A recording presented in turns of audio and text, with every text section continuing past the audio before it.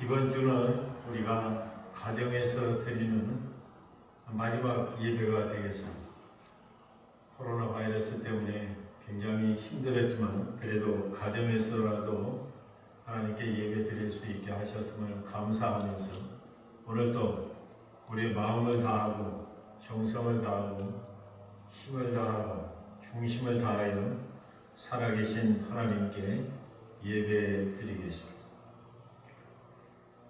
내가 그리스도와 함께 십자가에 못 박혔나니 그런즉 이제는 내가 사는 것이 아니라 오직 내 안에 그리스도께서 사시는 것이라. 이제 내가 육체 가운데 사는 것은 나를 사랑하사 나를 위하여 자기 자신을 버리신 하나님의 아들을 믿는 믿음 안에서 사는 것이라. 하나님은 영이시니 예배하는 자가 신령과 진정으로 예배할지니라. 아멘. 찬송 28장입니다.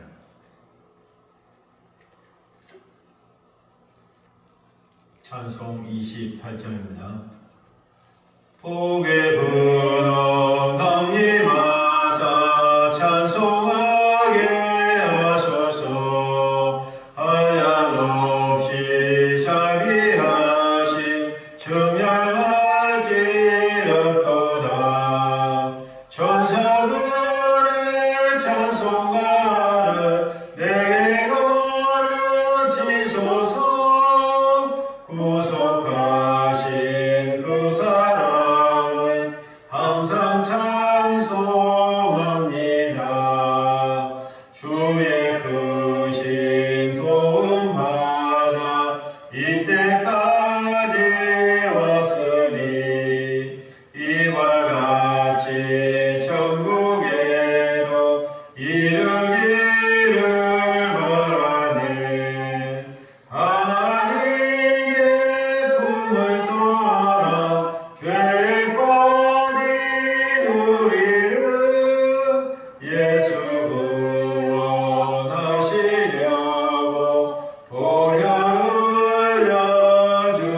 흘려주셨네. 주의 귀한 은혜 받고 일생 빚진 자 되네. 주의 은혜 사슬 되사 나를 주께 매소서. 우리 몸은 연약하여 범죄하기 쉬우니 하나님이 받으시고 천국에 넣으시소서. 아멘. 일주일 삶을 돌이켜보면서 우리 하나님께 참회의 기도를 드리겠습니다.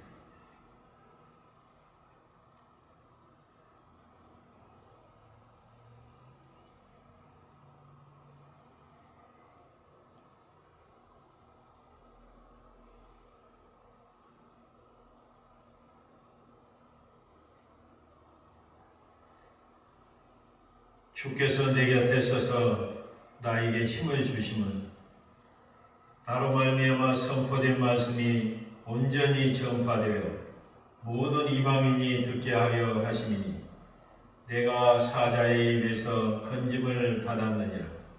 주께서 나를 모든 악한 일에서 건져내시고 또 그의 천국에 들어가도록 구원하시리니 그에게 영광이 세세 무궁토록 있을지어다. 아멘. 다 같이 사도신경을 외우심으로 우리 하나님께 신앙 고백을 드리겠습니다. 나는 전능하신 아버지 하나님 천지의 창조주를 믿습니다. 나는 그의 유일하신 아들 우리 주 예수 그리스도를 믿습니다. 그는 성령으로 잉태되어 동정녀 마리아에게서 나시고 본디오 빌라도에게 고난을 받아 십자가에 못 박혀 죽으시고 장사된 지 사흘 만에 죽은 자 가운데서 다시 살아나셨으며 하늘에 오르시어 전능하신 아버지 하나님 우편에 앉아 계시다가 거기로부터 살아있는 자와 죽은 자를 심판하러 오십니다. 나는 성령을 믿으며 거룩한 공교회와 성도의 교제와 죄를 용서받는 것과 몸의 부활과 영생을 믿습니다. 아멘. 다 같이 찬송 95장입니다. 찬송 95장.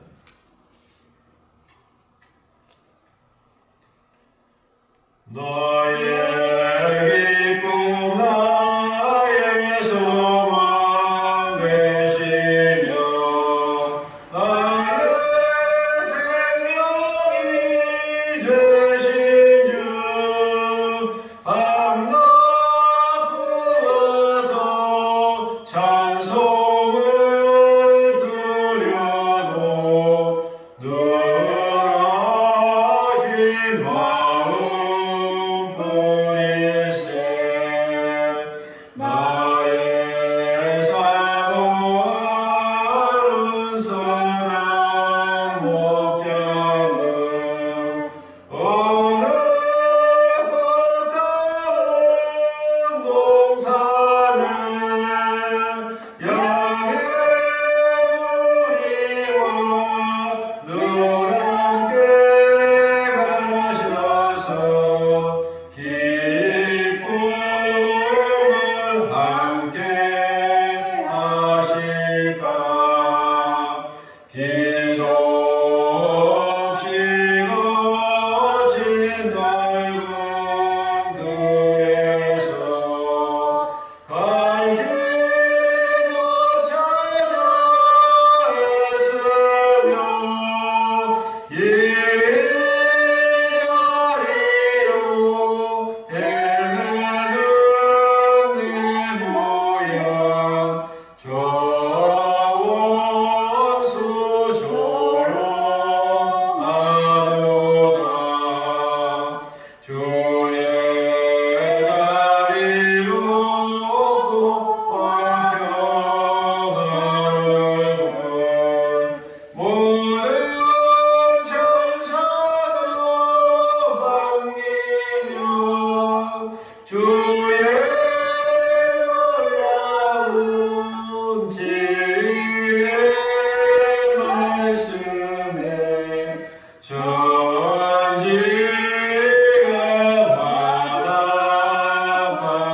바라보도다 나의 진정 사모하는 예수님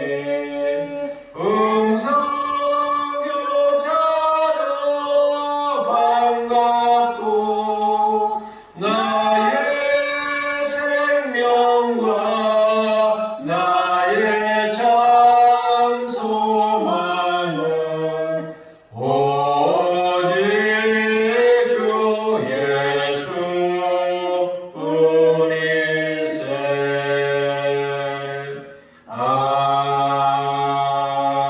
아멘. 하나님께서 우리에게 베풀어 주신 모든 은혜를 생각하면서 우리 하나님께 예물 봉헌하겠습니다.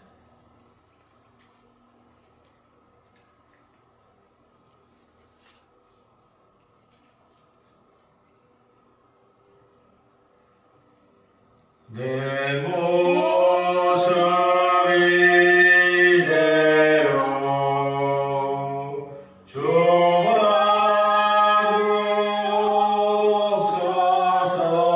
주옵소서. 날 위해 돌아가신 주 날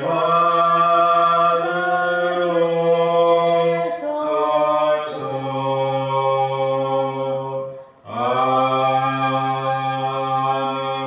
아멘. 하나님, 그동안에 예기치 못한 상황으로 인해서 교회에서 예배를 드리지 못하고 또 각 가정에서라도 하나님 앞에 있는 처소에서 신령과 진정으로 하나님께 예배드릴 수 있도록 지금까지 인도하여 주셨음을 진심으로 감사를 드립니다. 오늘 이 시간도 성령께서 우리의 마음을 주관하여 주시고 잠잠케 하여 주셔서 고요한 가운데 주님을 찬양하게 하시고 주님을 높일 수 있도록 도와주시고 또 주님 앞에서 우리 자신들을 잘 성찰하여서 하나님 앞에 거리낌이 있는 것들 다 내려놓고 하나님과의 온전한 관계가 회복되는 귀한 예배가 될 수 있도록 은총 내려 주시옵소서. 특별히 우리가 주인 되어서 살았던 우리 소견대로 행했던 그와 같은 부분들이 주님 앞에 복종됨으로 말미암아서 하나님의 통치가 우리 가운데 온전히 이루어질 수 있도록 은혜 내려주시고 우리를 자녀 삼아주시고 하나님의 백성 삼아주시며 하나님을 위해서 쓰임받는 일꾼으로 삼아주셨사오니 자녀다운 자녀, 백성다운 백성, 일꾼다운 일꾼으로 구별될 수 있도록 주님께서 은총 내려 주시옵소서. 우리의 신앙이 이제는 우리 자신 중심에서 벗어나서 주님 중심으로 확장되게 하시고 이웃 중심으로 확장되게 하시고 또 이 믿지 않는 세계 가운데서 빛으로 소금으로 드러날 수 있도록 은혜 내려 주시옵소서. 우리에게 주어진 하나님의 말씀도 그대로 우리의 말씀만 받아서 우리 자신에게만 간직하는 것이 아니라 삶을 통하여 우리의 삶을 통하여 하나님의 말씀이 이루어지게 하시고 밑줄 쳐짐으로 말미암아서 거룩한 백성으로 이 세대 가운데 드러날 수 있는 저희들 될 수 있도록 은총 내려 주시옵소서. 고난당하는 자들이 있습니다. 함께 기도할 수 있도록 은혜 내려 주시고 또 물질적으로 또 질병으로 또 자녀 문제로 가정으로 각종 어려움 당한 시련 당한 백성들에게 성령께서 기도의 영을 부어주셔서 하나님 앞에 도움을 구할 수 있게 하시고 하나님을 의지할 수 있게 하여 주셔서 이와 같은 시련들이 변하여 하나님의 영광을 드러내고 이 시련 가운데 시련이 변하여 하나님의 뜻이 이루어지는 역사가 있게 하여 주시옵소서. 우리 가운데 아직도 하나님을 믿는다고 하면서도 불신앙적인 요소가 있사오니 그와 같은 불신앙적인 요소가 이와 같은 시련과 연단을 통하여 다 빠져나가게 하시고 성숙한 믿음으로 자라갈 수 있게 하여 주시옵소서. 하나님의 전능하심을 생각하면서 그 앞에서 흔들림 없이 하나님의 약속에 충실한 그와 같은 순종의 삶을 살 수 있는 저희 모두가 되게 하여 주시옵소서. 하나님의 은혜를 생각하면서 각종 예물로 구별하여 주님 앞에 봉헌합니다. 먼저 하나님의 나라와 의를 구하는 주의 백성들에게 하나님께서 필요한 것들 더하여 주셔서 주님의 부요하심과 공급하심과 보호하심을 경험할 수 있도록 은혜 내려주시고 어떤 상황에서라도 물질의 주 되시고 생명의 주 되신 주님께서 쓰시겠다고 하실 때 우리가 아낌없이 드림으로 말미암아서 선한 청지기로서의 그와 같은 역할을 끝까지 잘 감당하게 하여 주시옵소서. 예수님의 이름으로 기도하옵나이다. 아멘. 잠시 광고의 말씀을 드리겠습니다. 이제 가정에서 예배를 드리는 것을 이번 주로 마치고 우리가 다음 주부터는 교회에서 예배를 드리도록 하겠습니다. 교회에서 예배 드림에도 불구하고 여러분들이 마스크도 잘 준비하셔서 착용하시고 장갑도 여러분들이 끼고 오시고 또 세니타이저 우리가 교회에서도 준비하겠지만 여러분들이 세니타이저도 가져오셔서 이 15분 간격으로 여러분들이 또 손도 이렇게 잘 이렇게 씻어 주시기 바랍니다. 또 교회 와서도 가급적 우리가 그 간격을 유지해서 우리가 떨어져 앉아서 하나님 앞에 예배를 드리겠습니다. 마스크는 그대로 쓴 채로 예배를 드립니다. 아무것도 변경 없이 쓴 채로 찬양하고 다 그대로 하도록 하겠습니다. 몸이 불편해서 열이 난다든가 안 좋으신 분들은 교회 나오시면 안 됩니다. 여러분들이 집에서 그렇게 예배를 드릴 수 있도록 그렇게 해 줄 수 있기를 바랍니다.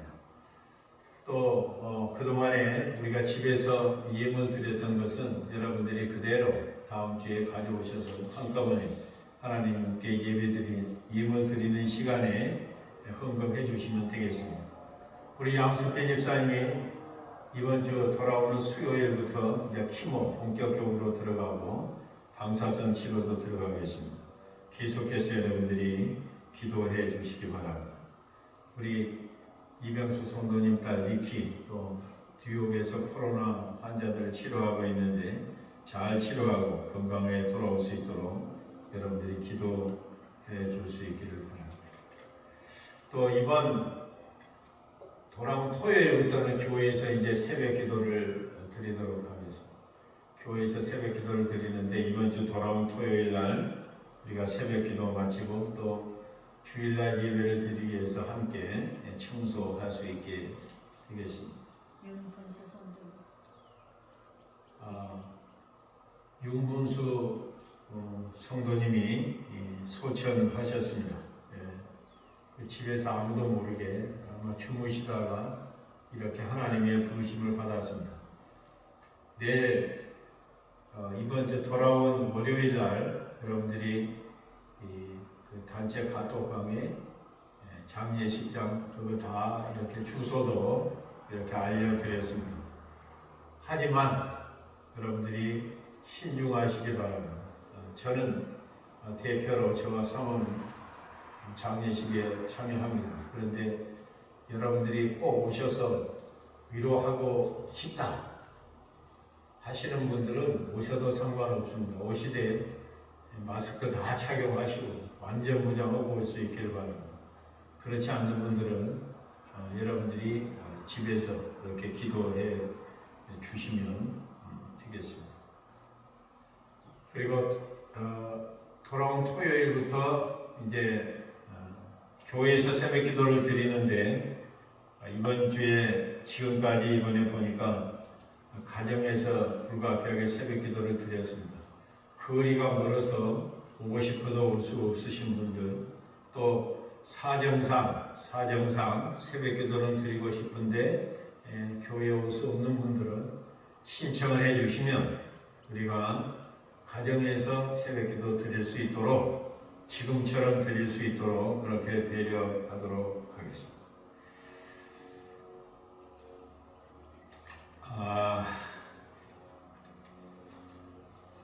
이번 주가 무슨 주냐면 무슨 주예요?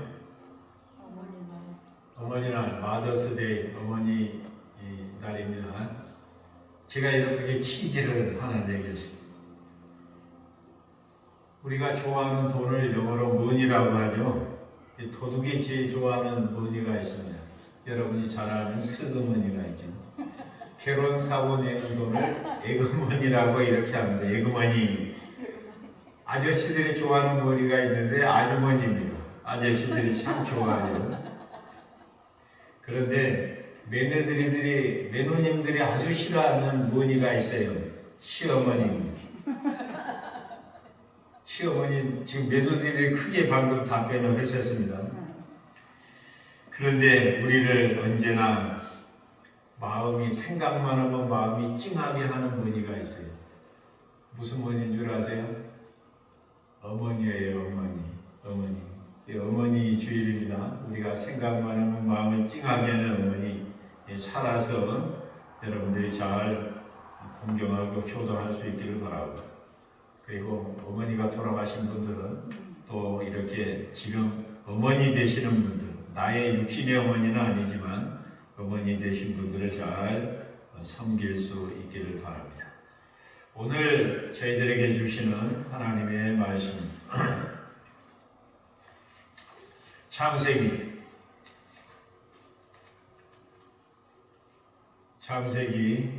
17장 9절부터 14절 말씀이 되겠습니다. 창세기 17장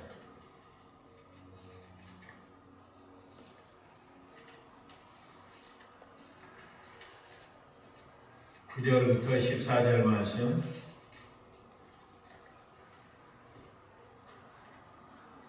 하나님의 말씀의 제목은 포피를 베어라. 양피를 베어라. 똑같은 말이죠. 할례를 받으라. 그런 말입니다. 할례를 받으라. 포피를 베어라. 양피를 베어라. 오늘 저희들에게 주시는 하나님의 말씀의 제목이 되겠습니다. 하나님의 말씀을 봉독합니다.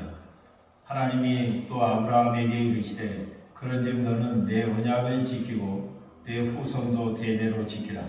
너희 중 남자는 다 할례를 받으라. 이것이 나와 너희와 너희 후손 사이에 지킬 내 언약이니라. 너희는 포피를 베어라.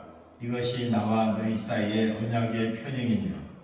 너희의 대대로 모든 남자는 집에서 난 자나 또는 너희 자손이 아니라 이방 사람에게서 돈으로 산 자를 막론하고 난 지 8일 만에 할례를 받을 것이라.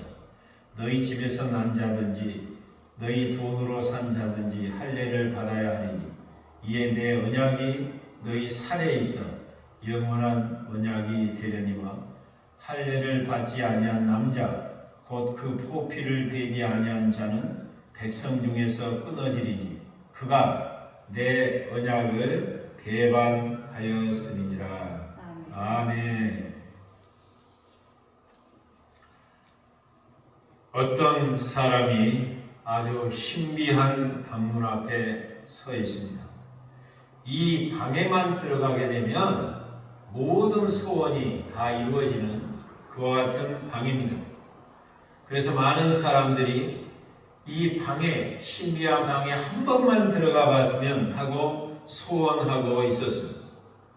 이 사람도 목숨을 걸고 노력한 결과 마침내 이 방에 들어갈 수 있는 행운을, 기회를 얻게 되었습니다. 이제 됐다.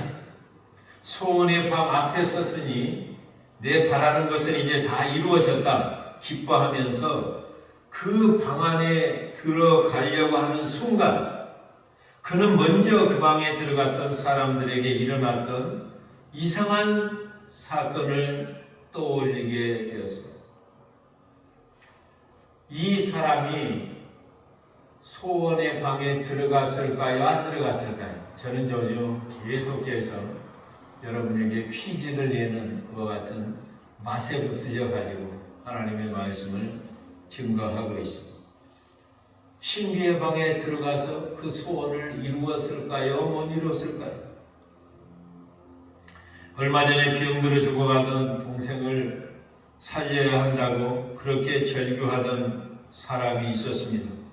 그 사람이 그 소원의 방에 들어갔는데 그 결과는 동생은 죽게 되었고 들어간 사람이 백만장자가 되어서 나오게 되었습니다.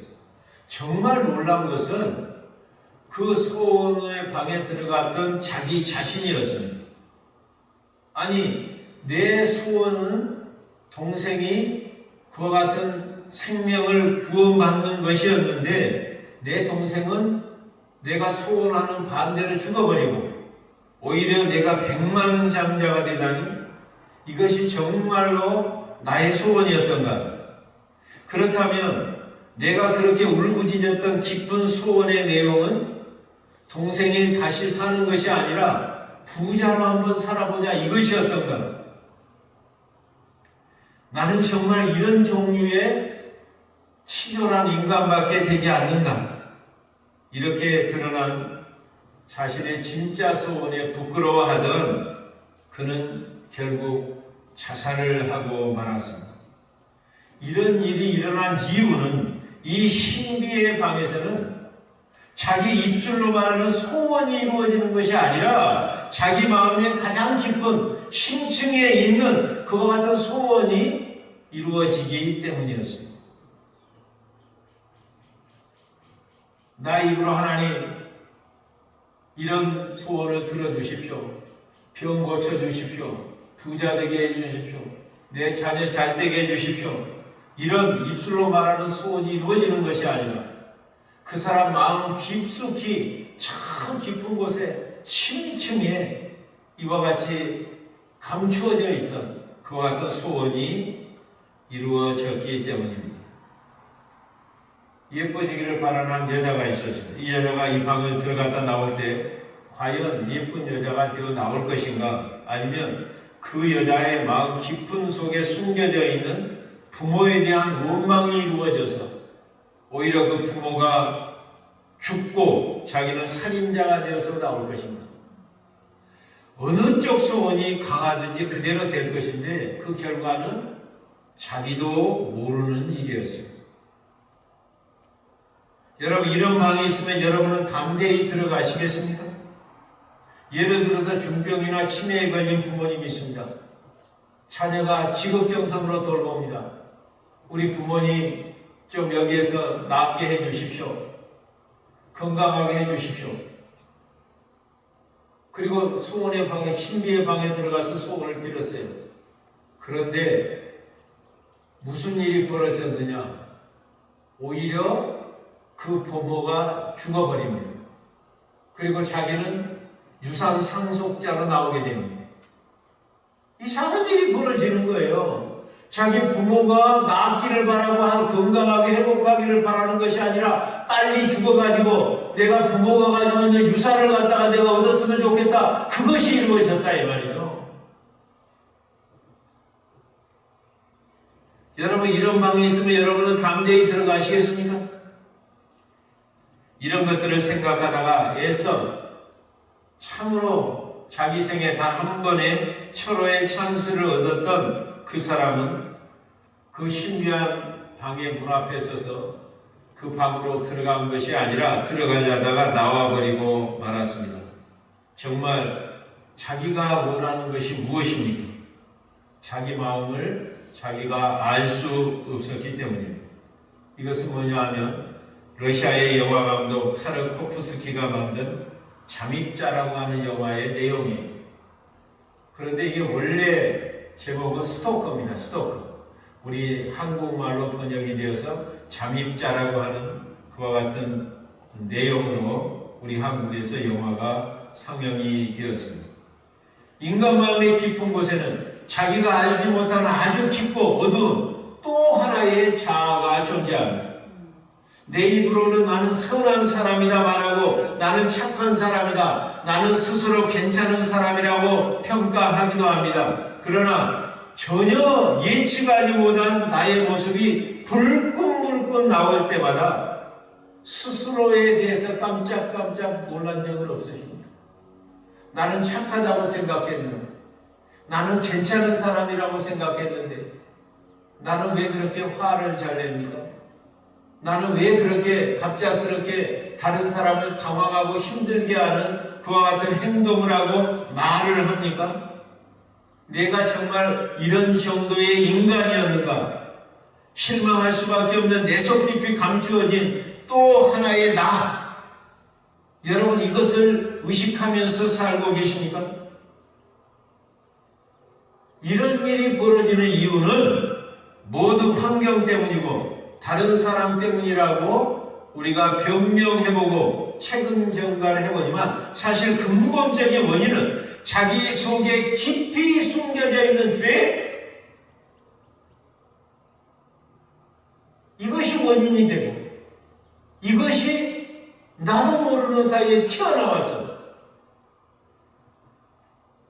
내가 생각했던 내가 아니라, 괜찮은 내가 아니라 전혀 괜찮지 않은 나 자신의 모습이 드러나고 말게 됩니다.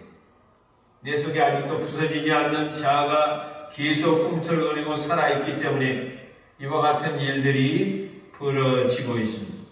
어떻게 하면 하나님께서도 그렇게 역겨워하고 나 자신도 때로는 스스로 놀라는 내 마음의 모든 더러움과 욕망을 깨끗하게 치유하고 정말 성령의 사람으로, 하나님의 말씀의 사람으로 살아갈 수가 있을까요? 로마서 7장에 보면 그와 같은 믿음의 거장 바울도 그런 고백을 하고 있어요. 나는 선을 행하기를 원한다. 그런데 선을 행하기를 원하는데 소원은 있는데 행동을 보면 악을 행하고 있다 이 말이에요. 그래서 놀란 거예요. 도대체 이 구제불능한 나는 도대체 어떻게 하면 좋겠냐? 소원대로 행동하지 못하고 소원대로 말하지 못하고 소원대로 생각하지 못한 그와 같은 나는 어떤 존재냐?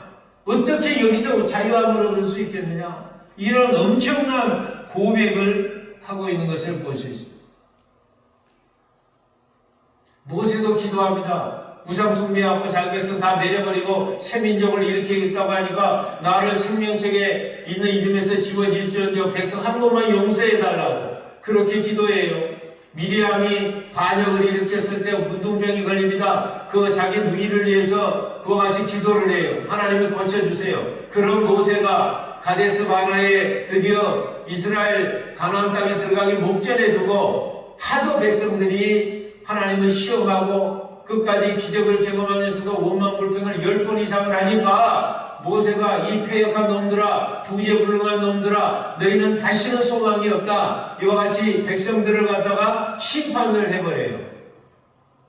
도대체 그 저주는 어디에서 나온 겁니까? 백성들을 위해서는 내 생명책에서 지워주라고 백성들을 살려달라고 했던 모세가 왜 그렇게 백성을 저주하는 것은 다른 모세가 나온 겁니까? 밖에서 나온 겁니까? 자기 속에서 나오는 거예요. 이런 우리 자신들의 모습을 보면서 우리는 어떻게 하나님께서 원하시는 그런 거룩한 길을 걸어갈 수 있을까요? 오늘 아브라함에게 하나님께서 하신 첫 번째 명령이 주어지고 있습니다. 10절 상반절이에요. 너희 중 남자는 다 할례를 받으라. 할례를 받으라. 성경에 수백 번 할례를 받으라고 하는 말이 나옵니다. 이 할례는 아브라함만 받는 것이 아니라 아브라함의 자녀도 받아야 되고 종도 받아야 되고 계속해서 이와 같은 할례는 대대로 이렇게 너희의 후손들은 할례를 받아야 된다. 할례라고 하는 말이 뭐 말이냐? 할이라고 하는 것은 벤다 그런 뜻이에요. 벨할 자예요. 또 예자라고 하는 것이 예식 예자입니다. 칼로 베는 예식이다 이 말이에요. 칼로 베는 예식. 남자의 생식기의 표피를 베어내는 것을 말합니다. 그래서 오늘 11절에는 이렇게 기록하고 있어요. 너희는 포피를 베어라. 이것이 나와 너희 사이의 언약의 표징이니라. 이렇게 말하고 있어요. 또 양피를 갖다 베어라. 이와 같은 말입니다. 그러면 형태로만 보게 될 것 같으면 이스라엘 백성들이 행하는 할례는 지금 우리가 하는 포경수술과 비슷한 것이에요. 그런데 의미는 전혀 다릅니다. 우리가 하는 포경수술하고 이스라엘이 하는 할례는 의미에서는 전혀 다른 것을 볼 수 있어요. 왜 하나님께서 아브라함에게 할례를 하라고 하셨습니까? 그 배경을 이해할 필요가 있어요. 오늘 할례를 갖다가 하기 전에 하나님께서 아브라함을 아브라함으로 바꿔줘요. 너는 이제는 큰 자의 아비가 아니라 열국의 아비가 될 것이다. 열국의 또 너를 통해서 여러 나라가 일어날 것이다. 그리고 너를 후손으로 여러 왕이 태어날 것이다. 자, 하나님께서 이런 약속을 다시 한번 해줍니다. 또 하나는 네가 머무는 땅을 영원히 너에게 줄 것이다. 너와 너의 자손에게 줄 것이다. 그러니까 여기 보게 되면 자녀를 갖다가 약속하고 땅을 갖다가 약속하는 그것을 다시 한번 하나님께서 아브라함에게 하는 것입니다. 그리고 나서 할례를 받으라는 거예요. 그러면 이 할례를 왜 받으라고 하냐 하면 하나님의 약속과 하나님의 말씀을 전적으로 수용하고 그대로 그것을 갖다가 순종하면서 살겠다는 표시로 할례를 하라는 거예요. 하나님의 약속을 따라서 살고 하나님의 말씀에 순종하면서 살겠다고 하는 그 표시로 오늘 하라고 하는 것이 할례입니다. 그것이 오늘 11절에 보게 되면 너희는 표피를 베어라. 이것이 나와 너희 사이의 언약의 표징이니라. 약속이 이루어졌다고 하는 표시를 내라는 거예요. 다른 말로 말하자면 눈에 보이는 언약이에요. 눈에 보이는 언약.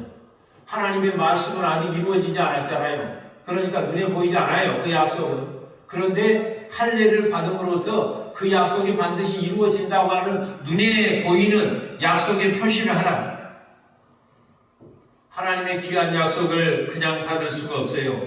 내 육체의 일부를 베어내고 피를 흘림으로 말미암아서 이제는 나는 예전과 같이 육체를 따라서 살아가지 아니하고 자기 소견에 자기 마음대로 살아가지 아니하고 하나님의 약속받은 백성으로 하나님의 뜻에 합당한 그와 같은 삶을 살겠습니다 라고 결단하고 그와 같은 것을 표시로 그와 같은 증거를 내어라. 그것이 할례인 것입니다. 여러분, 좋은 것을 결심하는 것 아름다운 거예요. 여러분 분명히 아시기 바랍니다. 내가 어떤 것을 하겠다고 결심하지 아니하면 절대 그 일을 할 수가 없어요. 그 일을 할 수 있는 것은 어느 순간인가 결심을 했어요. 디시전을 반드시 했어요. 그것이 지금 이루어지고 있는 거예요. 어떤 사람은 나는 결심해가지고 서약해가지고 지키지도 못할 것이니까 나는 서약도 안 하고 결심도 안 한다. 나는 새벽기도 나겠다고 결심 안 하면 새벽기도 못 나와. 절대 못 나와요. 나는 주일 성수 반드시 주일 성수를 하겠다. 디시전 안 하면 주일 성수 절대 제대로 못해요. 그렇게 하고 있는 사람은 결심을 한 사람이에요. 그런데 안 지킬 건데 내가 왜 그걸 결심하냐? 죽을 때까지 그 사람은 못해요. 그래서 좋은 것을 결심하는 것은 아름다운 일입니다. 문제는 쉽게 잊어버린다는 데이죠. 그래서 우리가 작심 3일, 결심한 거 3일 못 간다. 요즘은 작심 1일, 결심한 거 1일도 못 가. 작심 오전, 작심한 거 오후도 못 가. 작심 1시간, 작심한 거 1시간도 못 가. 작심한 거 교회 예배 드릴 때 예배 문 열고 나서는 순간에 날아가 버려요. 이게 뭔 말이에요? 그만큼 우리는 결심해도 그것이 자주 잊어버리기 때문에 망각하기 때문에 하나님께서는 눈에 보이는 증표를 우리 이스라엘 백성들에게 함으로 말미암아서 이 약속을 잊지 아니하고 언제든지 기억하면서 그와 같은 약속에 따라서 하나님의 말씀을 갖다가 순종하면서 살으라고 표시를 주셨는데 그게 바로 할례예요. 그러니까 할례를 받은 백성은 마음속으로 생각합니다. 나는 하나님의 백성이다. 나는 하나님의 자녀다. 이제는 하나님과 뗄래야 뗄 수 없는 그와 같은 관계가 그 약속이 내 몸에 새겨져 있다. 그러므로 나는 이제는 할례 받지 않는 이방인처럼 살아가서는 안 되고 하나님의 백성답게 거룩하게 구별되게 그와 같이 순종하면서 살아가야 된다. 이것을 늘 할례 받은 그 표시를 보면서 자꾸 기억하라는 거예요. 자꾸 새롭게 하라는 거예요. 그런데 하필 왜 하나님께서 그 묘한 곳에다 할례를 표를 하라고 하셨을까요? 그 이유가 어디에 나와 있냐면 10절 하반절에 나와 있어요. 다 같이 읽습니다. 너희 중 남자는 다 할례를 받으라. 이것이 나와 너희와 너희 후손 사이에 지킬 내 언약이니라. 참 이상하죠? 왜냐하면 이 할례라고 하면서 나만 받는 것이 아니라 대대로 내 자손 대대로 이어져야 할 것이에요. 그러니까 자식을 낳는 그곳에 할례 표시를 하는 거예요. 참 하나님의 해악적인 하나님이에요. 참 유머스러운 하나님이에요. 자식을 생산할 수 있는 그곳에 출산할 수 있는 그곳에 할례 표시를 하라는 거예요.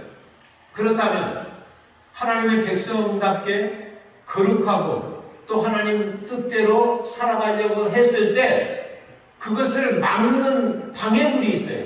그것을 갖다 유혹하는 것이 있어요. 그것을 살지 못하도록 우리를 갖다가 이렇게 막는 장애물이 있어요. 그것이 뭐냐 하면 잘못된 욕망이죠.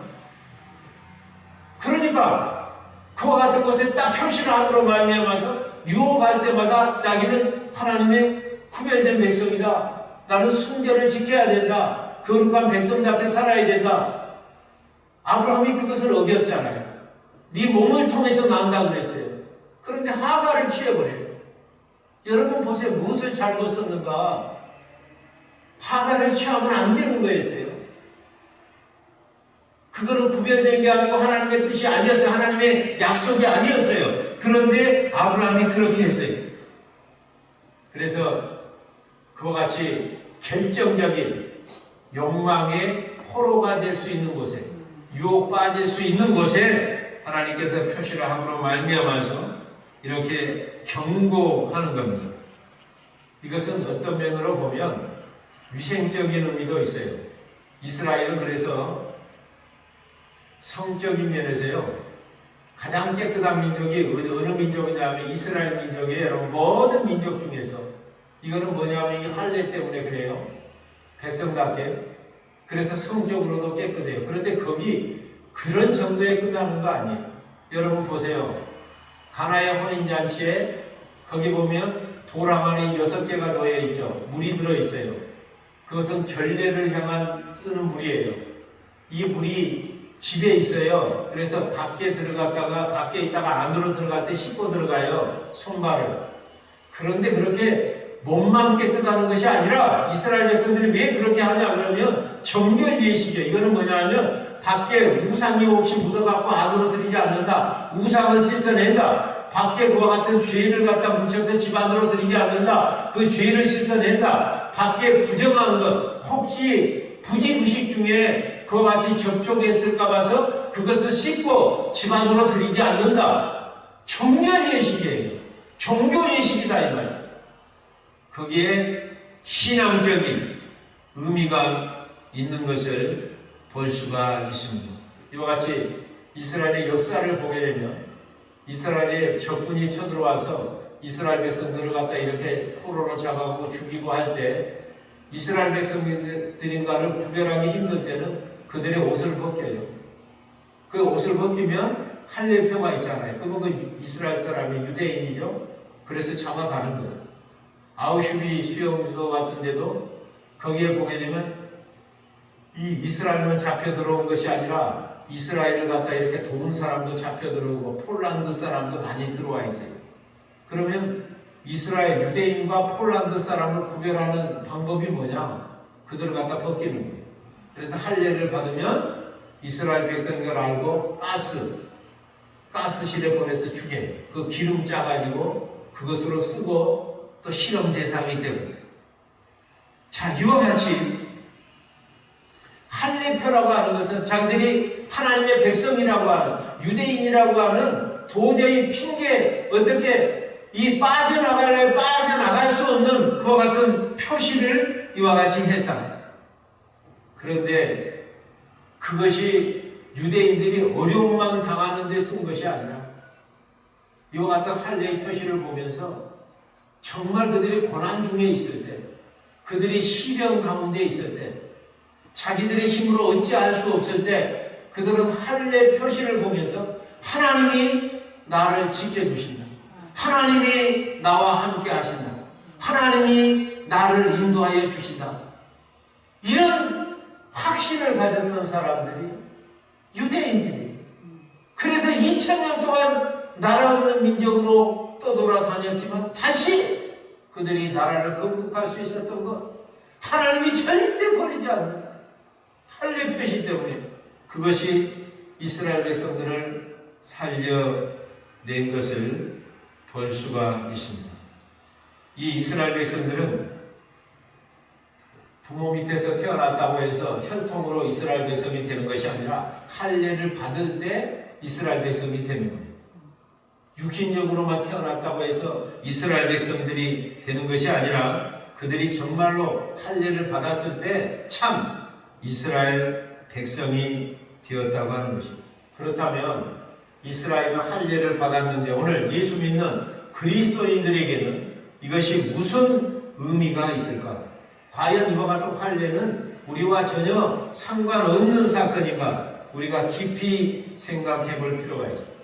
예수님께서 오시기 전까지는 이와 같이 눈에 보이는 할례를 갖다가 이렇게 받았어요. 그것이 하나님의 약속의 증거였어요. 그런데 예수님께서 오신 후에는 그와는 할례와는 다른 차원의 할례를 받게 되는데 그것이 무슨 할례냐 하면 마음의 할례예요. 마음의 할례. 손으로 하는 육신의 할례가 아닌 마음의 할례예요. 그것이 골로새서 2장 11절 12절 말씀에 기록되어 있습니다. 또 그 안에서 너희가 손으로 하지 아니한 할례를 받았으니, 그 안에서, 예수 안에서. 그러면 손으로 하지 아니한 할례, 손으로 한 할례는 이스라엘 백성이 난지 8일 만에 받았던 그와 같은 표피를 벗겨내는 것이에요. 곧 육적 몸을 벗는 것이요 그리스도의 할례니라. 너희가 세례로 그리스도와 함께 장사한 바 되고, 또 죽은 자들 가운데서 그를 일으키신 하나님의 역사를 믿음으로 말미암아 그 안에서 함께 일으키심을 받았느니라. 손으로 하지 아니한 할례를 예수 믿는 사람들을 받았다. 그것을 뭘로 받느냐? 예수 그리스도의 이름으로 받는 거예요. 그 할례를 가리켜서 오늘 여기 골로새서 2장 11절부터 12절에 그리스도의 할례라고 그랬어요. 그리스도. 왜 그리스도 할례냐? 그리스도로 말미암아서 받는 할례, 그리스도의 이름으로 받는 할례, 그래서 그리스도 할례라고 그래요. 이걸 다른 말로 말하자면 세례.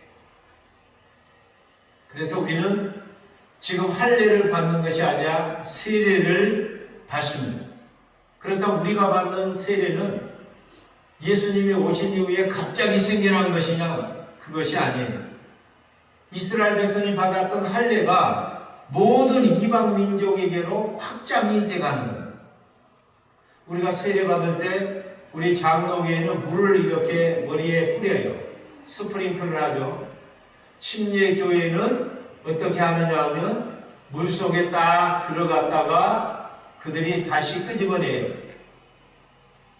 그러나 의미는 똑같아요. 그러니까 침례교회에서 베푸는 침례가 우리 장로교에서 베푸는 세례보다도 더 의미가 더 섬세해요. 의미를 더 잘 드러내주고 있다. 그 말은 뭔 말이냐 하면 물속으로 딱 들어갈 때 옛사람, 나의 죄성, 원죄, 옛사람은 죽은 거죠. 완전히 죽어요. 그래서 다시 물에서 끄집어 올릴 때 그때는 이제는 새 사람으로 다시 태어납니다. 새 사람. 옛사람은 죽고 나는 새 사람이 되었다. 누구든지 그리스도 안에 있으면 새로운 피조물이라고 그랬잖아요. 오늘 예수 안에서 받는 그리스도의 할례, 육적인 몸을 갖다 벗어버리고 그와 같이 이제는 새로운 그와 같은 존재가 되는 것, 새로운 신분이 되는 것, 새로운 사람이 되는 표시가 뭐냐 하면 세례예요. 그래서 이제는 죄의 사람이 아닙니다. 의의 사람이 되었어요. 이제는 세례 받으면 옛사람이 아니라 새사람이 되었어요. 이제 세례를 받고 나서는 죽은 사람이 아니라 산 사람이 되었어요. 그러니까 예수와 함께 죽고 예수와 함께 다시 살아났다. 이것이 세례의 의미인 것을 알 수가 있습니다. 그렇다면 육체의 할례는 몸에다가 하는 거죠. 사람의 성기의 표피를 벗겨내는 거예요. 그런데 오늘 육체의 할례 손으로 한 것보다 세례는 마음에 하는 것이에요. 예수의 이름으로 하는 것이에요. 그래서 마음에 예수님이 죽은 자 가운데서 다시 살아난 것이 마음에 믿어지고 그것을 주로 우리가 입으로 시인하면 구원에 얻는다고 그랬잖아요. 그러니까 예수의 이름으로 받는 세례는 어디에 하느냐 하면 마음에 하는 세례다. 이건 그리스도의 할례고 제2의 할례다. 이렇게 얘기할 수가 있어요. 그렇다면 이제 세례받은 백성으로서 우리는 어떻게 살아가야 합니까? 이스라엘은 할례받은 몸에만 살에만 할례 표시를 내고 그대로 내가 이스라엘 백성이다. 그러다가 망한 사람이 이스라엘 백성이잖아요. 왜냐하면 몸에는 할례 표시를 했는데 삶의 할례 표시가 나타나지 않았어요. 삶의 구별된 표시가 나타나지 않았어요. 삶의 거룩한 표시가 나타나지 않았어요. 그래서 하나님께서 그들을 포로로 잡혀가게 하잖아요. 이스라엘을 갖다 망하게 해버려요. 왜? 언약을 배반해버렸기 때문에. 우리가 14절을 보게 되면 할례를 받지 아니하는 남자 그 포피를 베지 아니하는 자는 백성 중에서 끊어지리니 그가 내 언약을 배반하였습니다. 그렇다면 할례를 받았으면 할례 받은 백성답게 살았어야 되잖아요. 그 사람들은 할례 받은 백성답게 살지를 못했다 이 말이죠. 그렇다면 우리가 세례받은 백성으로서 우리는 어떻게 살아야 되느냐? 세례를 받았으니까 우리가 어떻게 살아야 돼? 세례받은 자답게 우리가 살아야 되잖아요. 다시 말해서 우리 몸으로만 세례 표시가 나고 마음으로만 세례 표시를 하고 그것이 어디로 나타나야 되느냐? 삶을 통하여 구별된 표시가 우리의 모든 삶의 영역 속에서 나타나야 된다. 이것이 뭐냐면 성령의 할례, 제3의 할례라고 합니다. 첫 번째 할례는 육신에 하는 것이고 두 번째 그리스도 할례는 마음에 하는 것이고 마음을 베는 것이고 세 번째 할례는 우리 삶을 베는 것이에요. 삶 속에 그와 같은 할례의 증거가 거룩한 증거가 구별된 증거가 하나님의 자녀로서 하나님의 백성으로서 그리스도의 일꾼으로서 그와 같은 증거가 나타나는 것 성령의 할례고 제3의 할례인 것을 알 수가 있습니다. 그것이 로마서 6장 11절부터 13절 말씀이에요. 이와 같이 너희도 너희 자신을 죄에 대하여는 죽은 자요 그리스도 예수 안에 하나님을 대하여는 산 자로 여길지어다. 그러므로 너희는 죄로 너희 죽을 몸에 왕노릇하지 못하게 하여 몸의 사욕을 순종치 말고 또 너희의 지체를 불의의 병기로 죄에게 드리지 말고 오직 너희 자신을 죽은 자 가운데서 다시 산 자같이 하나님께 드리며 너희 지체를 의의 병기로 하나님께 드리라. 그러니까 이제는 우리의 몸을 죄에 드리면 안 된다. 세례받은 사람은 어디에 드려야 되느냐? 하나님께 드려야 된다. 우리의 몸을 불의의 병기로 드리면 안 된다. 의의 병기로 드려야 된다. 우리의 몸을 육신의 소욕을 쫓아서 따라가면 안 된다.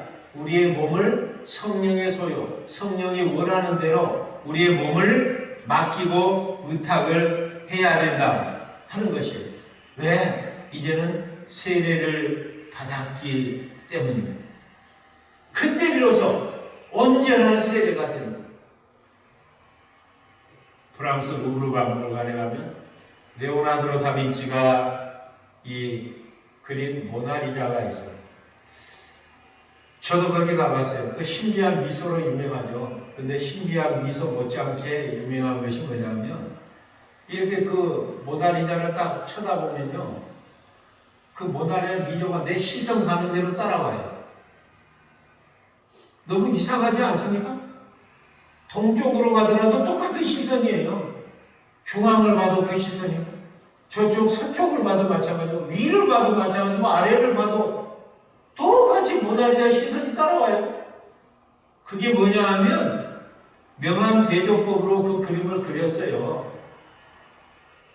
그래서 신비한 거예요. 하나님의 시선도 마찬가지예요. 우리가 어디서 무엇을 하든 하나님이 우리를 보고 있는 거예요. 우리 가는 곳 하나님의 시선이 따라와. 부엌에 가면 부엌으로, 마켓에 가면 마켓으로, 어디든 간에 하나님의 시선으로 마주치지 않는 곳이 없어요. 그런데 모나리자 시선은 우리가 겉으로만 따라다녀요. 그런데 하나님의 시선은 우리 안에도 따라다녀요. 우리 안에도. 마음에도 따라다니고 마음보다 더 깊은 무의식에도 하나님의 시선이 따라다녀요.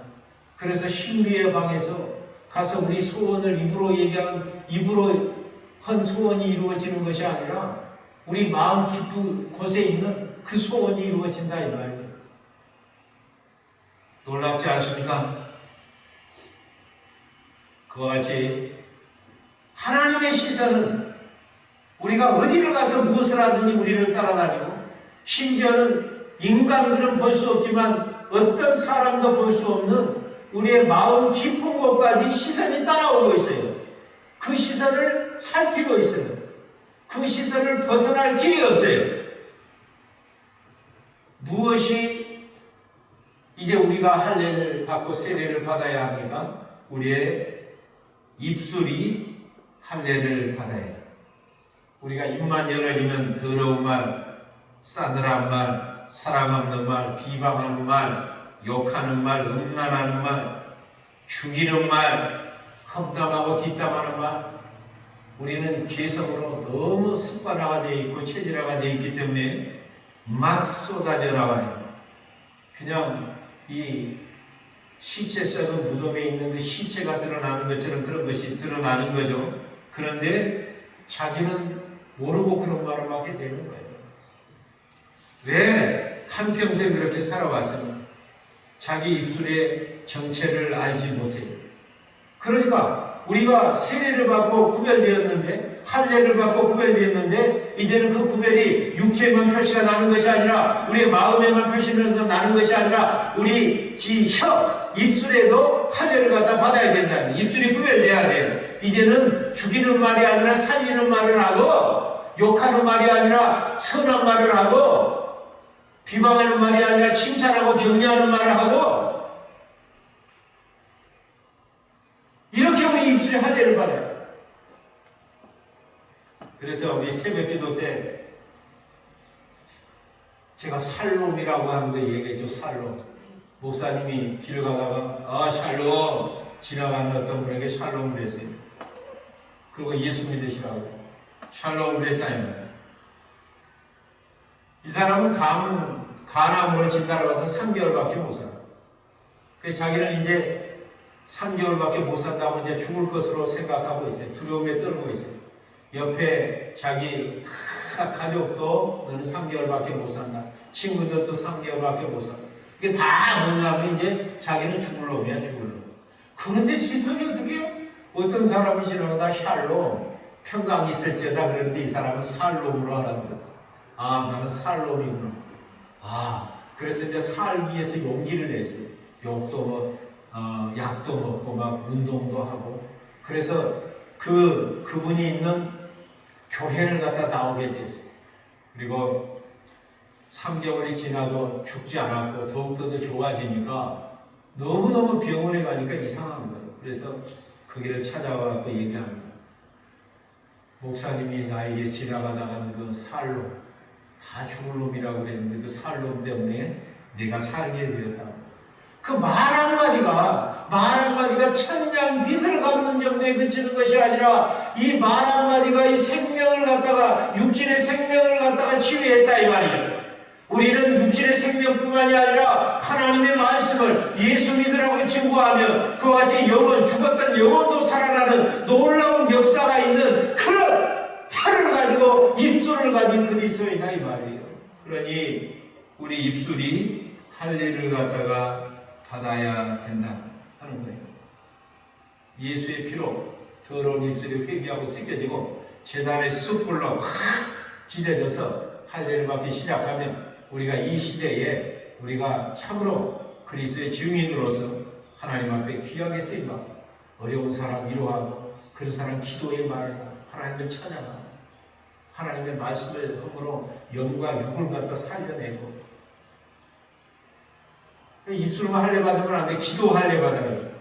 더러운 소리, 비방하면서 욕하는 소리, 험담하는 소리 왜 그렇게 쏙쏙 들어오는지 별미처럼 확 들어와 박혀가지고 또 그것을 갖다 맛있으니까 세상에 자기만 잡수는데 그치는 것이 아니라 그 들은 말을 갖다가 또 다른 사람한테 얼마나 잘 옮겨져요.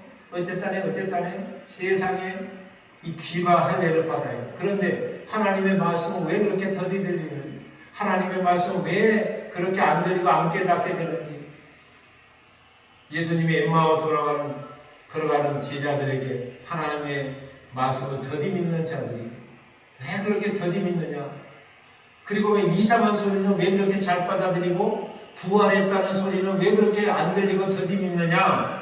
우리 우리가 할례를 받아야 합니다. 더러운 소리는 리젝트, 그리고 들어야 될 소리를 우리가 들어서 우리의 마음속에 담아야 된다. 고아의 아버지 좌진불려 목사님이 있어요. 이분은 여러분도 잘 알다시피 어떤 도움을 받지 아니하고 오로지 하나님께 도움을 구해서 이 6,000명, 10,000명 고아들을 먹여 살렸던 세계 고아의 아버지였습니다. 우리 여러분 테레사 수녀가 여자 가운데 있다면 남자 가운데 테레사 수녀 같은 사람이 좌지 불러 목사님이세요. 그런데 초창기에 이분이 너무 어려웠어요. 초창기에 너무너무 어려워가지고 이 먹을 것이 없어서 고아들뿐만이 아니고 자기 가족들도 다 굶게 생겼어요. 그런데 갑자기 예기치 않게 먹을 것이 들어옵니다. 그 먹을 것이 누구에게 들어왔냐면 고아에게 들어온 것이 아니라 자기 가족에게 들어온 거예요. 그 먹을 것을 보면서 생각합니다. 이것을 누구에게 주어야 하나? 내 몸으로 난 내 자식에게, 친자식에게 주어야 하나? 고아들에게 주어야 하나? 갈등을 겪었어요. 하나님이 나를 고아들을 위해서 보내셨는데 내가 어찌 내 자식부터 주겠는가? 그렇게 결심을 하고 그 음식을 다 누구에게 주어버리냐 하면 자기 자식들도 다 굶는데 고아들에게 주어버렸어요. 그 순간 이후로 좌지불러 목사님의 고백입니다. 고아를 위한 기도는 한 번도 예외 없이 100% 응답을 받는다. 이때 이후로 고아들을 위해서 기도하는 것은 한 번도 예외 없이 100% 응답받았다. 왜? 고아의 문제에 대해서는 할례를 받아버렸기 때문입니다. 고아를 돌보고 고아를 우선하는 데는 어떤 유혹이 다가온다 할지라도 흔들리지 않고 완전히 그 마음에 쫙 구별되게 할례를 받아버렸기 때문에 하나님께서 인정을 하셨어요. 그래서 좌지불러 목사님이 하는 일은 하나님께서 완전히 좌지불러 목사에게 위탁을 했거든요. 그리고 백지수표를 좌지불러 목사님에게 주어버렸어요. 오늘 아브라함은 육체의 할례를 받았습니다. 더 깊은 할례 몇 년 후에 받게 됩니다. 그것이 뭐냐 하면 자식에 대한 할례. 이삭을 내게 바쳐라. 이건 아브라함의 영혼을, 자기 생명을 베어내지 아니하면 감당할 수 없는 요구였습니다. 가장 아픈 요구입니다.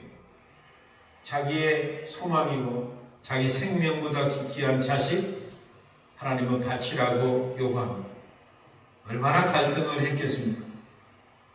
그때 내 자식은 하나님이 주신 선물이다. 하나님의 소유이다. 하나님이 알아서 하실 것이다. 그리고 자식을 바칩니다. 자식 하나님 앞에서 할례를 받아요. 하나님 것으로 구별해요. 내 자식이 아니야, 내 자식. 얼마나 많은 사람들이 다른 것은 몰라도 내 자식은 안 돼, 내 자식은 손대면 안 돼, 내 자식은 하나님 앞에 드릴 수가 없어, 내가 선교 헌금은 바칠 수 있어, 돈은 바칠 수 있어, 그러나 내 자식이 선교사로 가는 건 안 돼.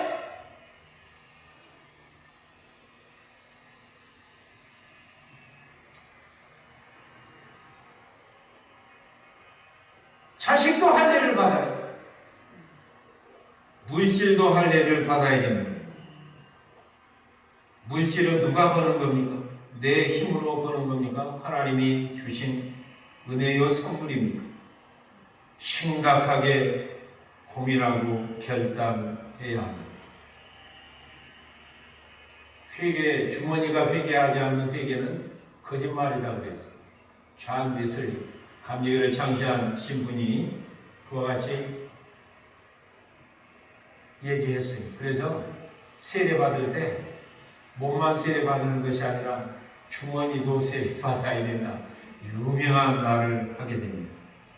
제가 오늘 여러분들에게 이런 광고를 한번 해보겠습니다. 작년에 우리 교회는 이 교인들 100%가 다 11조를 다 드렸습니다. 작년에 우리 교회가 100% 11조를 다 드렸어요. 할렐루야. 그랬더니 그러면 어떻게 되겠어요? 우리 교인들의 눈이 휘둥그레지겠죠. 왜냐하면 자기가 안 드린 것을 누가 압니까? 자기가 잘 알기 때문입니다. 그 다음에 제가 이렇게 말합니다. 50%는 자발적으로 11조를 냈고요. 나머지 50%는 하나님께서 직접 걷어가셨습니다. 병원에 가게 해갖고 걷어가고, 사고 쳐서 걷어가고, 나무 차 들이받아갖고 걷어가게 하시고, 또 여러 가지 어려움 당해서 걷어가게 하시고, 또 그거 쓰는데 어떻게 쓰느냐? 죄 짓는 데 쓰고 방탕하는 데 써가지고 다 물질을 썩게 만들어가지고 다 하나님이 걷어가시고, 하하. 물질에 할례를 받아요. 물질에. 우리 육체만 이렇게 막 표시내고 세례받았다라는 세례교인이다 그래갖고 끝난 것이 아니다. 우리의 삶의 모든 영역 속에 그와 같이 철저하게 할례받은 표가, 구별된 표가 그와 같은 각 우리 지체 몸의 각 부분에, 삶의 각 부분에 반드시 나타나야 된다. 사업도 할례를 갖다 받아야 된다. 이와 같이 그렇게 될 때 내 자신이 자아가 깨지는 그와 같은 고통이 있어요. 내 죄악된 자아가 욕심이 깨지는 고통이 있어요. 할례를 받을 때 내 살이 떨어져라고 피가 나는, 피로 흘리는 것과 같은, 내 살점이 떨어져 나가는 것과 같은 고통이 있어야 우리 삶이 구별이 되는 게, 가만히 있으면 세월이 가고 교회만 다니면 우리 삶이 구별되는 것이 절대로 아니에요. 저절로 할례가 받아지는 것이 아니에요. 그러니까 오늘 그 살점의 표피를 피워내라 이렇게 말씀하셔요. 그것을 피워내야 된다. 피가 나더라도 그 피를 흘려갖고 네가 사는 게 낫지, 그 피를 갖다 흘리지 않으면 너는 죽어. 만약에 표피를 되지 아니하면 그 같은 죄가 너를 비워버린다. 세상에 네가 사랑했던 우상이 너를 비워버리고, 세상이 너를 비워버리고, 마귀가 너를 비워버리고, 죄의 소욕이 너를 비워버리고, 네가 비워내지 못한 그것이 너의 생명을, 너의 가정을, 너의 삶을, 너의 자녀를 쳐 비워내버릴 때가 온다. 와, 이것이 할례다 라는 것을 안다면 우리가 깊이 생각해 볼 필요가 있습니다. 할례는 우리 육체의 표시로 시작하는 것. 거기서 끝나면은 우리의 마음이 할례를 받아요. 마음 속에 있는 더러운 것들이 비워져요. 욕심이라든지 사악한 생각이라든지 하나님보다 더 사랑하는 우상이라든지 그런 깊은 곳에 있는 것들이 비워져야 됩니다. 거기서 끝나는 것이 아니라 이것이 밖으로 나와서 우리 몸이 또 우리 삶이 철저하게 하나님 위에 합당정한지 못한 부분들은 비워지고 할례를 받음으로 말미암아서 우리 모든 것을 하나님 앞에 쓰시겠다고 하실 때 우리가 드려야 된다. 오늘 새벽에 우리가 찬송가 50장을 해서 내게 있는 모든 것을 아낌없이 드리네. 그럴 때 이 말이면 I surrender all. 그것이 I surrender all이에요. 나는 모든 것을 하나님께 복종시킨다. 이것이 헌금 드릴 때 쓰는 헌금송으로 쓰시는데 그런 헌금송으로 드리는 게 아니에요. 우리의 삶의 모든, 하나님께 우리에게 주신 모든 것을 I surrender all to God. 하나님께 모든 것을 복종시킨다. surrender. 굴복시킨다 하는 그와 같은 뜻이 내게 있는 모든 것을 우리 주께 드린다는 찬송이 되겠습니다. 아브라함은 나이의 99세 때 이 말씀을 듣고 당일에 할례를 받았습니다. 그리고 나서 하나님의 약속대로 언약의 자식 이삭을 만나게 됩니다. 그러니까 할례라고 하는 것은 우리 삶의 방향인 것이고 축복의 방향인 것이고 우리 생명의 방향이기도 합니다. 이 할례를 모든 것을 할례를 받았더니 하나님께서 약속하신 대로 많은 민족의 아버지가 되게 하셨고 지키셨죠. 거기에서 민족이 일어났고 지키셨죠. 열왕이 거기서 나왔어요. 지키셨죠. 또 거기 따른 본문은 방황했던 그 땅을 영원히 그렇게 아브라함과 자손에게 주심으로 말미암아서 하나님께서 그 약속을 지키셨습니다. 오늘 할례 받지 못한 부분들 우리가 온전히 할례를 함으로 말미암아서 하나님 앞에 온전히 쓰임받는 저와 여러분이 될 수 있기를 바랍니다. 하나님 감사합니다. 오늘 또 예배를 통하여 저희들에게 말씀하여 주시니 진심으로 감사를 드립니다. 이스라엘 백성들이 할례를 받음으로 말미암아서 그와 같이 겉의 할례뿐만이 아니라 또 마음의 할례로 이어지게 되고 또 마음의 할례뿐만이 아니라 우리 삶의 모든 영역, 그와 같은 영역으로 할례가 확대되어서 우리에게 주어진 모든 것을 철저하게 구별하여 죄에 드리지 않고 우상에게 드리지 않고 오직 하나님 앞에 드리는 저희들 될 수 있게 하여 주시옵소서.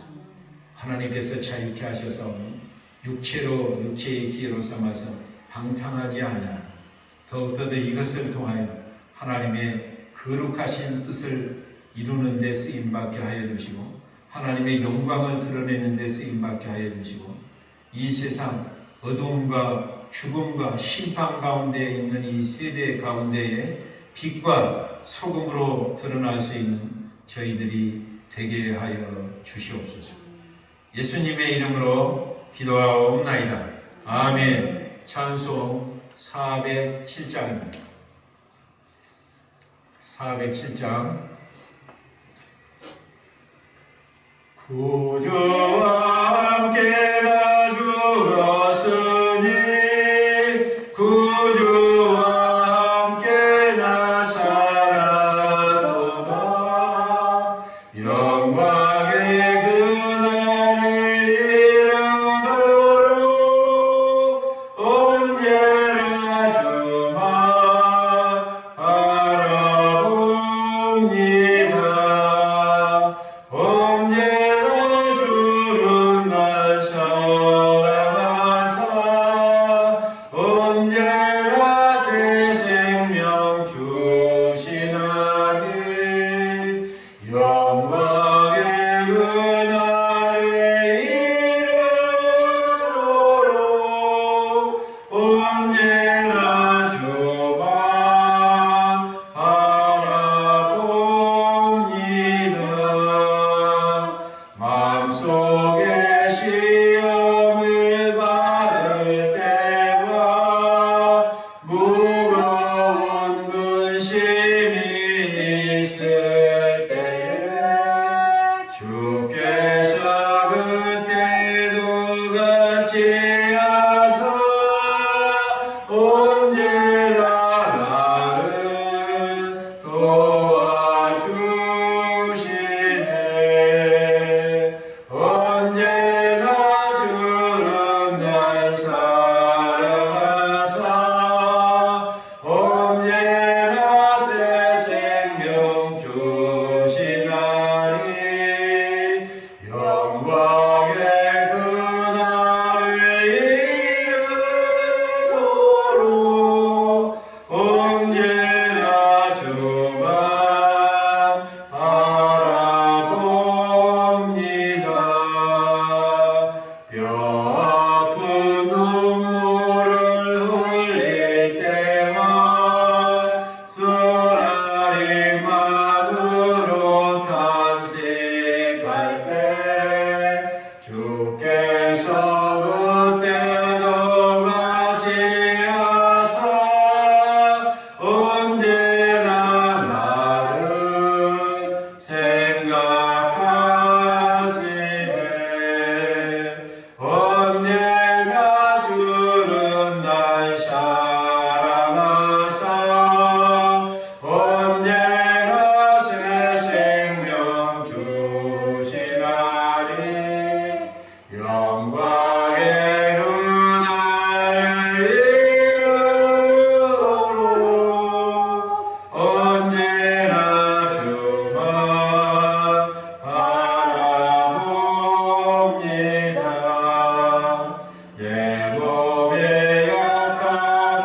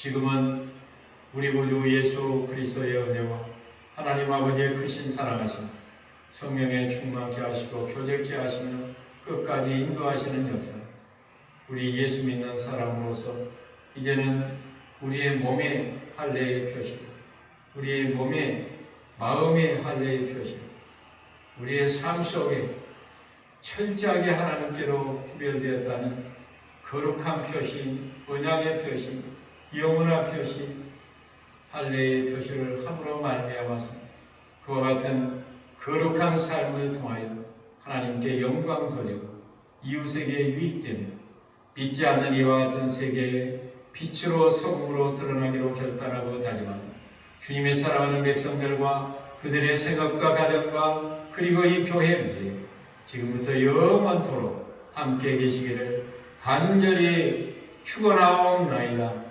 아멘.